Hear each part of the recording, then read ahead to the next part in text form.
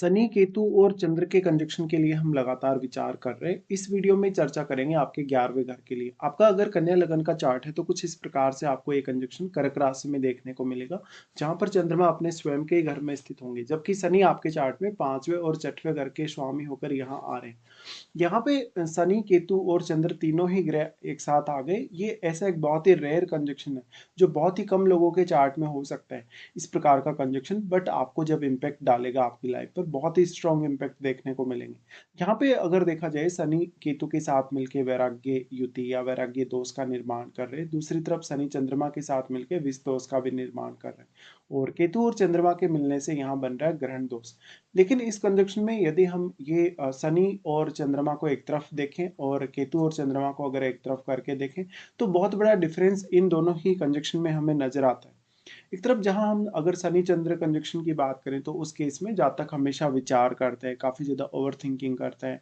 जातक काफी फ्रस्ट्रेट भी होता है अपने निर्णयों को लेके, और जातक काफी ज्यादा सोचता ही चला जाता है, बट वो कभी कभी बहुत जल्दी फाइनल डिसीजन तक नहीं पहुंच पाता। ऐसे में वो काफी ज्यादा डिले करता है, लेट करता है अपना डिसीजन लेने में, और उसको देरी की वजह से कभी कभी नुकसान भी हो जाता है, किसी भी कार्य में उसके व्यवधान आ सकता है इस वजह से। बट जो यहाँ केतु का चंद्रमा के साथ कंजक्शन है, वो काफी डिफरेंट कंजक्शन है। इसको समझने के लिए सबसे पहले आपको ये समझना होगा कि केतु यहाँ है और केतु इस हाउस की एनर्जी को अपने में समाहित कर रहे हैं। तो वो शनि की एनर्जी को भी अपने में समाहित करेंगे और चंद्रमा की एनर्जी को भी। बट अगर शनि वक्री हो गए उस केस में, फिर जो केतु का प्रभाव है शनि पर और भी ज्यादा बढ़ जाएगा। लेकिन चंद्रमा पर तो शनि का भी प्रभाव ज्यादा होगा और केतु का भी, क्योंकि चंद्रमा काफी ज्यादा सॉफ्ट है, और कोई दूसरा ग्रह जिसकी दृष्टि यहाँ है, जिसका एस्पेक्ट यहाँ है, उसका प्रभाव भी चंद्रमा पर काफी ज्यादा ही होगा शनि और केतु की तुलना में। बट जब हम केतु चंद्र कंजक्शन की बात करते हैं अगर, तो यहाँ पे आप अपनी फीलिंग से डिटेच हो जाते हैं, क्योंकि केतु चंद्रमा के सारे गुणों को अपने में समाहित कर लेता है या अवशोषित कर लेता है। इस वजह से जहाँ तक इमोशनली मेंटली काफ़ी ज़्यादा डिस्टर्ब भी हो जाता है, या वो अपने फीलिंग्स को नहीं समझ पाता, या अपनी फीलिंग्स को वो समझ पाता है तो फिर उसके हिसाब से वो रिएक्ट नहीं कर पाता।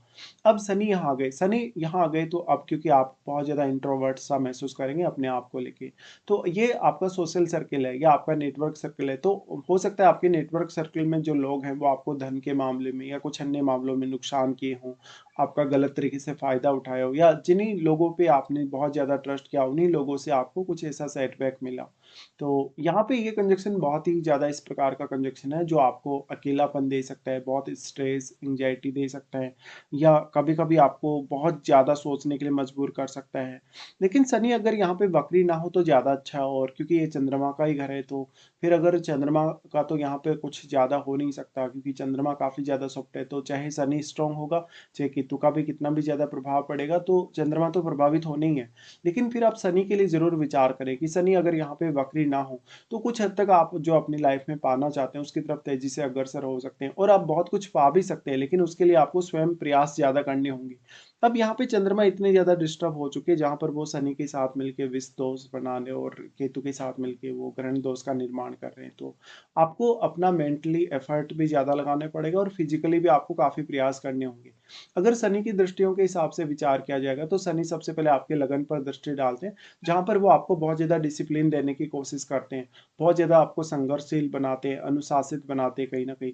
और इस प्रकार का शनि आपसे फिर मेहनत भी बहुत ज्यादा मांगता है। अब अगर आपका लग्नेश बहुत मजबूत ना हो, बहुत ज्यादा स्ट्रांग ना हो बुध, या फिर लगन में कोई ऐसा प्लैनेट ना हो जैसे जुपिटर है, सूर्य वगैरह है, तो आपको काफी ज्यादा डिफिकल्टी हो सकती है अपनी खुद को जानने, खुद को समझने, खुद की एबिलिटीज को पहचानने में काफी आपको दिक्कतें आ सकती है। और आपका जो भी एफर्ट होगा, जितना भी आपकी मेहनत होगी, वो हो सकता है सही डायरेक्शन में ना हो।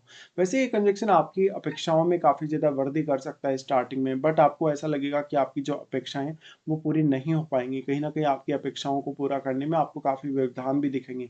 दूसरी तरफ यहाँ केतु का बहुत बड़ा रोल है, क्योंकि जब आपका केतु एक समय बाद एक्टिवेट होगा, लगभग आपकी 40-45 की एज के आसपास, उस समय आपको ये रियलाइज होगा कि जो भी आपने मेहनत की, जो भी आपने अपनी लाइफ में हार्ड वर्क किया, कहीं ना कहीं वो व्यर्थ था, और आपको जाना चाहिए आपको आध्यात्म की तरफ, मोक्ष की तरफ कहीं ना कहीं। तो केतु आपको उस डायरेक्शन में मूव करेगा।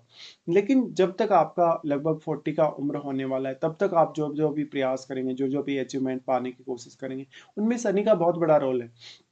क्योंकि शनि उसके लिए जो रिक्वायर्ड जो अनुशासन है या जो डिसिप्लिन है या जो उसके प्रति जो डेडिकेशन है वो दे सकते हैं। बट अगर आपका शनि वक्री हुआ, उस स्थिति में आप काफ़ी तेज़ी से वैराग्य की तरफ मूव कर सकते हैं। ऐसा जब तक हालाँकि थोड़ा स्पेकुलेशन में भी जा सकते हैं कभी-कभी, बट वहाँ पर वो अक्सर नुकसान उठाएगा। जैसे आप शेयर मार्केट, लॉटरी, सट्टा या जैसे क्रिप्टो वगैरह की तरफ काफ़ी ज़्यादा रुचि रख सकते हैं। यहाँ पे फिर इनका दृष्टि आ जाता है आपके पंचम घर पे। पंचम घर पे जो दृष्टि होगा, यहाँ ऑलरेडी राहु स्थित होंगे। तो राहु का दृष्टि भी वैसे तो आपके 11वें घर पे, बट क्योंकि यहाँ केतु सारी एनर्जी को एब्जॉर्ब कर लिए, शनि और चंद्रमा की एनर्जी को भी केतु ने अपने में समाहित किया, इसलिए ये तीनों ही प्लैनेट उतना अधिक प्रभाव पंचम भाव पर नहीं डाल पाएंगे। और वैसे भी यहाँ पंचम भाव काफी ज्यादा मल्टीप्लाई हुआ है पंचम में राहु के होते हुए, तो राहु का प्रभाव ही पंचम पर सबसे ज्यादा है। बट राहु का प्रभाव आपके जो 11वें घर पे पड़ रहा है, यहाँ पे राहु से चंद्रमा सबसे ज्यादा प्रभावित होंगे शनि और केतु की तुलना में। और केतु भी प्रभावित होंगे, बट केतु के साथ राहु का 180 डिग्री का एंगल बना हुआ है, तो इस एंगल की वजह से हो सकता है उतना अधिक यहाँ प्रभाव ना देखने को मिले। साथ साथ में क्या शनि वक्री हो गए, अगर आपके शनि वक्री हो गए तो फिर वो केतु से ज्यादा प्रभावित होंगे राहु की तुलना में। अब जो यहाँ पे प्लेनेट बैठा है राहु के साथ आपके पंचम घर में, वो प्लेनेट इतने ज्यादा सक्षम है कि वो यहाँ शनि को भी प्रभावित कर पाए, केतु या फिर चंद्रमा को भी प्रभावित कर पाए, क्योंकि उस ग्रह की क्वालिटीज काफी मल्टीप्लाई हुई हैं, वो ग्रह स्वयं काफी मल्टीप्लाई हुआ, तो वो ग्रह आपके चार्ट में जिन जिन भावों का स्वामी है, उन भावों के लिए भी आपको एफर्ट करना, मेहनत करना काफी आसान हो सकता है।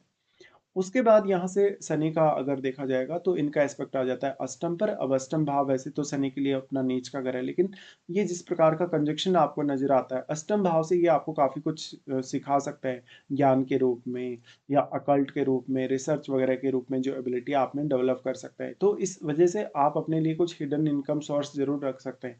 आपका इवन जो मैरिज होगा, मैरिज के बाद जो आपके रिलेशनशिप होंगे जीवन साथी से या आपके इन लॉज से जो रिलेशनशिप होंगे, उनके डिस्टर्ब होने की भी संभावना काफ़ी ज़्यादा बन जाएगी इस वजह से।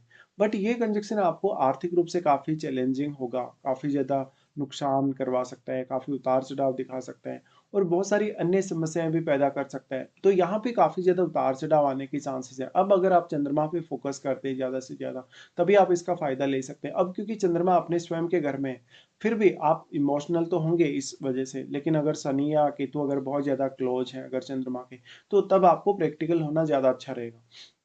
चंद्रमा आपकी माताजी को रिप्रेजेंट करते हैं, तो माताजी के साथ या तो आपका जो फीलिंग है, इमोशंस हैं आपके, वो उतने परफेक्ट नहीं है, उनके साथ आपकी जो ट्यूनिंग है वो अच्छी नहीं है, उनके साथ अंडरस्टैंडिंग को लेके प्रॉब्लम हो सकती है।